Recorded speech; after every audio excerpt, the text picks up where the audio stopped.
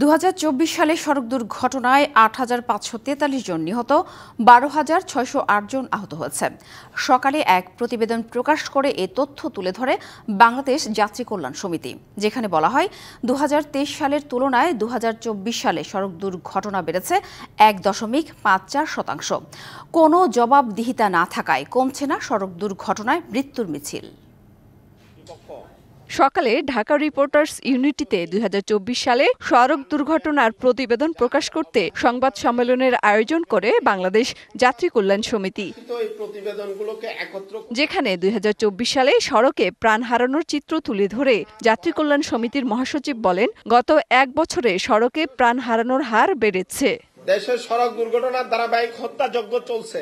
ভয়াবহ করোনা মহামারীতে বাংলাদেশে যে পরিমাণ প্রাণহানি হয়েছে, প্রতি বছর সড়কে তার চেয়ে বেশি প্রাণ ঝরছে। বিআরটিএ সড়ক দুর্ঘটনা কম দেখিয়ে সরকারকে বিভ্রান্ত করছে, ফলে সরকার সড়ক দুর্ঘটনা নিয়ন্ত্রণে সঠিক সিদ্ধান্ত নিতে ব্যর্থ হচ্ছে। সড়কে প্রাণহানি না কমায় কড়া সমালোচনা করে বক্তারা বলেন, কোনো জবাবদিহিতা না থাকায় কমছে না সড়ক দুর্ঘটনায় মৃত্যুর মিছিল।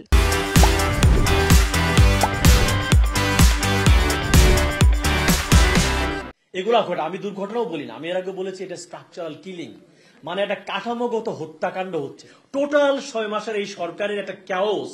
প্রেস সেক্রেটারি বলেছেন 90% সফল হয়েছে, আমি তো বলি এটা 0 সফল। এই তত্ত্বাবধায়ক সরকার যেটা আছে, এই পরিবহন সেক্টরে, জীবনযাত্রার মান উন্নয়নে, জিনিসের দ্রব্যমূল্যের জায়গাতে এবং আইন শৃঙ্খলার দিক থেকে 100-র মধ্যে 0 নাম্বার। আমি মাস্টার নাম্বার দিতে পছন্দ করি, 0 নাম্বারও তো পাচ্ছে না তারা।